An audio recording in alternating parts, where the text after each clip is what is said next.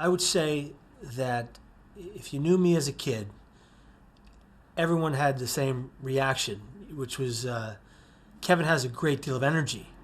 One of the common things said between family members and older friends was he's like the Energizer Bunny. And if you fast forward and see my development of bipolar disorder at the age of 17 and a half, I think any good psychologist, clinician could have looked back at that super energy and potentially called it mania. I think that's when I first exhibited symptoms of some kind, but of course we didn't know what that was. The first true symptom of my brain disease, I have bipolar disorder type 1 with psychotic features, and the first symptom that really came into play after the mania of my youth, of my childhood, was extreme paranoia. It didn't matter where I went or what I did.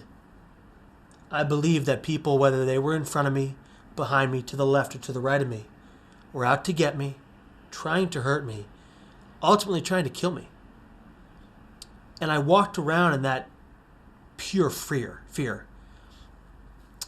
And, it was something that I carried alone because I didn't want to tell anybody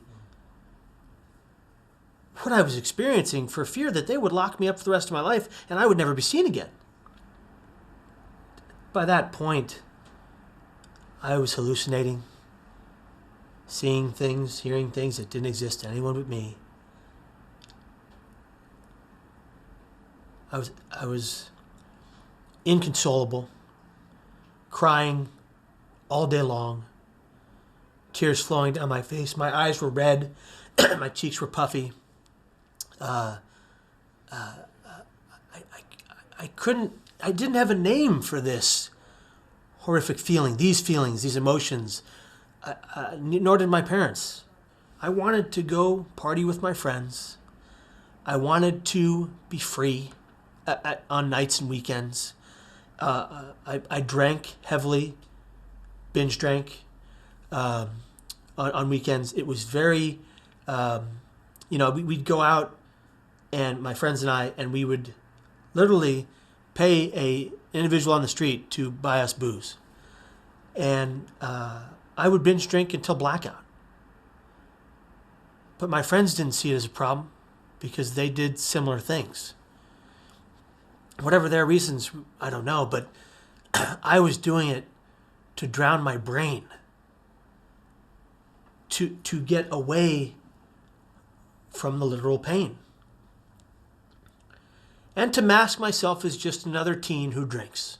Every day during my history course, which was taught by my football coach, who was also a historian, I fell asleep in the back of the class. And I purposely went to the back of the class so I could not be noticed. And then there were situations where the exact opposite, where I would sleep too much.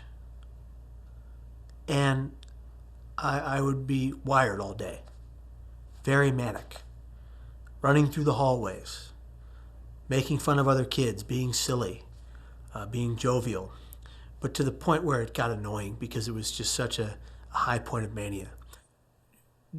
At Reardon High School, during this time of turmoil, I would often go in the men's room into like a stall and cry. And I remember, that's a busy place to be in a high school, and people could hear me. People would even see me come out of there, wiping the tears off my face. And the reaction of a lot of students who saw that would just be like, "What's wrong? Come on, knock it off." They wouldn't allow me to give an actual answer. And I was too afraid to tell probably the truth if they had done so.